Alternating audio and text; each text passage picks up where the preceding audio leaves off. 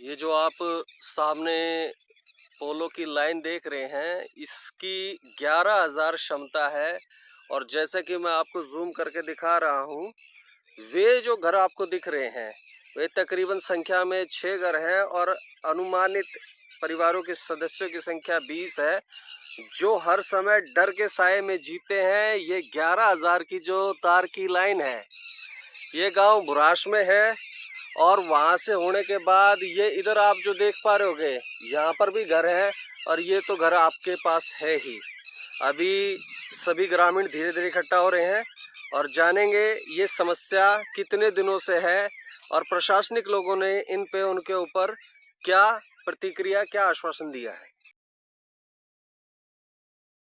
ये पॉइंट है, यहाँ से तार आते हैं, ये आगे तक जाते हैं। मैं भी खड़ा हूँ शिकायतकर्ता के प्लाट में। बीते समय में यहीं पर तार टूटे थे और यहाँ पे छोटे छोटे पेड़ थे, जहाँ पर इन्होंने अपना पशुधन बांध रखा था, भैंसे बांध रखी थी। और थोड़ी दूर पे घर था, निवास था, और घर के बड़े बूढ़े भी वहीं पे थे। जान माल को खतरा था, जिसकी शिकायत पे प्रशासन ने थोड़ी बहुत कार्रवाई की, खंबे गाड़े लेकिन पाड़ भी लिए। साथियों मित्रों, गांव बुराश का मामला है। उस तरफ बिठला रोड पे यूनिटी स्कूल है और इस तरफ गांव बुराश है और ये तमाम ग्रामीण इकट्ठे हुए हैं। इन सब का एक ही वो है कि ये जो तकरीबन वहां पे आपको घर दिख रहा होगा, 50 मीटर दूर एक खंबा गड़िया है, जो लाइन वहां से आती आ रही है और यहाँ से होते हुए इधर जा रही है। ग्रामीण जो स्थानीय निवासी हैं, उनकी ये याचना है, गुहार है प्रशासन से कि इस तरफ से लाइन आ जाए। जो पीछे मैंने आपको खंबा दिखाया था, वहां से एक खंबा यहाँ गड़ जाए या यहाँ गड़ जाए, जो कि ऑलरेडी एक है। और यहाँ से ये रास्ते में जो पीछे मकान है, वो आखिरी प्रभावित मकान है, वहां पर पाइप गड़ जाए और वो तार की जो लाइन है वो यहाँ पर शिफ्ट हो जाए, ताकि ग्रामीणों का भयमुक्त जीवन, दिन रात जो डर के साए में रहते हैं, वो उससे निजात पा सके। बिल्कुल सही बात है, यही बात है, यही आपकी प्रार्थना है। ठीक है, तो हमारे साथ तो मुख्य शिकायत करता है। नमस्कार जी। हाँ नमस्कार जी। क्या नाम आपका? मेरा नाम देवेंद्र है जी, ग्राम बुरावास, जिला झज्जर। तो ये जो आपको शिकायत है बिजली तार के जो आपके घर के पास से निकल रहा है, ये शिकायत, ये मामला कब से शुरू है, कब से प्रशासन के संज्ञान में है? सर ये मैं पिछले 3 साल से ये तारें हटवाने की कोशिश कर रहा हूँ, मेरे मकान के बीचों बीच जा रहे हैं। ठीक है। तो इसकी शिकायत मैंने फरवरी 2025 में लगाई थी जी। तो उन्होंने बिजली महकमे ने एक पत्र दिया, आप इस लाइन के नीचे न को निर्माण कर सकते हैं, न को आप इसके लिए जिम्मेवार होंगे। फिर उसके बाद 1 महीने बाद जी मार्च 2025 में ये बिजली के 3 तार 11,000 वोल्ट की हाई टेंशन के तार मेरे मकान के अंदर गिर गए, जिसमें बच्चे नीचे खेलते हैं और भैंस बंधी हुई थी। भैंसों को बड़ी मुश्किल से लकड़ी की सहायता से उनको साइड में करके बचाया गया और कुछ जो सूखा कचरा जो भी वहां पर हमारा रखा था उसके अंदर आग लगी जी। फिर इसके बाद हमने एसडीओ और जो संबंधित जेई थे उनसे बात किया, जेई आशीष कुमार। तो उन्होंने उस समय बोला आप फिलहाल तारों को जोड़ने दो, जब भी इस लाइन का नवीनीकरण होगा उस समय हम आपके तार सरकारी रास्ते से सुरक्षित तरीके से शिफ्ट करवा देंगे जी। उन्होंने इस टाइम पर यह आश्वासन दिया था।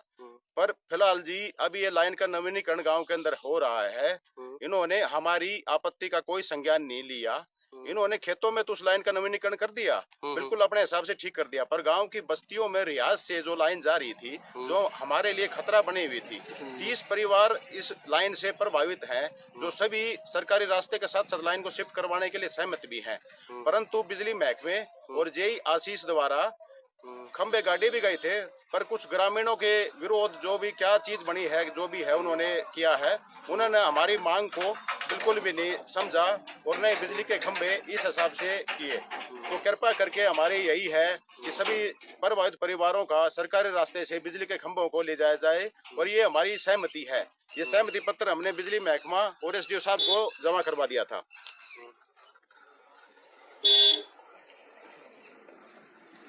इसमें 6 व्यक्ति हैं। देवेंद्र सन ऑफ रमेश स्वयं आप हैं। हाँ जी। Vijay son of Tekchand, Shivan son of Balwan, Jaivir Dhillu son of Ramkaran, Rakesh son of Ramkishan, Sunil व रामफल, ये वे व्यक्ति हैं जैसे आपने बताया कि प्रस्तावित खंबा जो आपके बिल्कुल पीछे अनुमानित या उन लोगों ने बताया था, और ये वो रास्ता बताया जा रहा है जिस पे ये जो 6 व्यक्तियों के नाम लिए थे, इनकी साजी खेवट है। इस रास्ते पे पोल गाड़ने का काम शुरू भी हो गया था, और ये पोल आपके सामने है, ये यहाँ पे गड़ने भी शुरू हो गए थे। लेकिन आपसी छोटी मोटी कहा सुनी, ये देखिए, ये एक और ये दो, और 2 पोल ये हैं, ये गाड़े जा चुके थे और ये निकाल दिए गए। किसकी साजिशन, किसकी कहा सुनी पे तफ्तीश का मामला है।